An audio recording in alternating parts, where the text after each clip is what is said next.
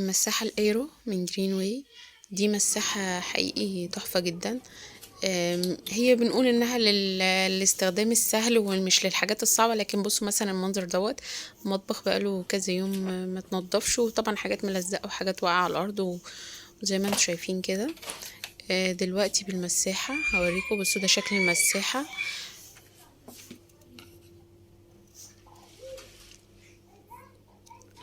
وده الخزان بتاعها من خارجي، هنملاه دلوقتي واوريكم ازاي بيتفك اهو.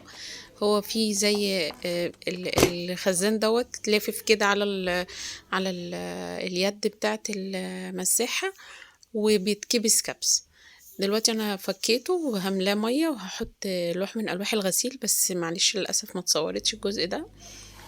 ممكن تحطي اي زيت عطري، اي حاجه انت حابه تساعدك في المسح يعني وتدي ريحه حلوه.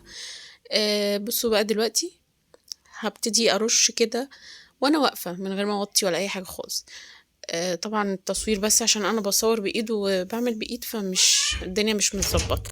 ببتدي ارش بالبخاخة على البقع بالذات يعني، وبرش عامة وانا بمسح برش.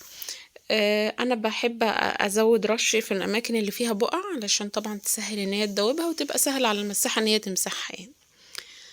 بس زي ما انتم شايفين كده ببتدي اوزع ارش المية على البقع الموجودة على الارض، وواحدة واحدة. بصوا بتنضف بسهولة جدا يعني. الميكرو فايبر اللي موجود في الغيار بتاع الموب ممتاز بجد يعني. الغيار ده بقى له معايا سنين، 3 سنين تقريبا. الارض هي زي الفل بمسحة واحدة يعني، ما تعبتنيش خالص. انتوا شفتوا المنظر كان عامل ازاي ودلوقتي بقى عامل ازاي بسهولة جدا. دلوقتي بقى هبتدي انضف الغيار بعد ما خلصت، مركنوش من غير تنظيف. ده اللي بيخلي الغيار يعيش معاكي.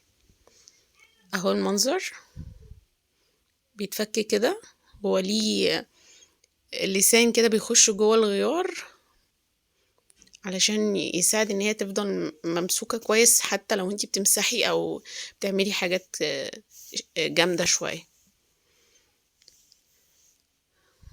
ده مش سكوتش ملزوق، ده هو اصلا في جسم المساحة نفسه، والغيار بيبقى الجزء التاني اللي بيلزق فيه بسهولة برضه، مش مجرد حاجة، مش زي السكوتش اللي هو بيتلزق ده ناحية يمين وناحية شمال. لا، هو اصلا جسم المساحة مصمم كده. تمام. دلوقتي هغسله بالمية بس. انا صراحة يعني قليل جدا لما بستخدم حاجة في تنظيفه. انا بس ان انا انزل الحاجات المتعلقة في الغيار، وبينضف بسهولة جدا. بصوا مجرد بس المية الجارية بتنزل عليه بينضف خالص، وبيتعصر كويس وتتركن، مفيش اي مشكلة خالص.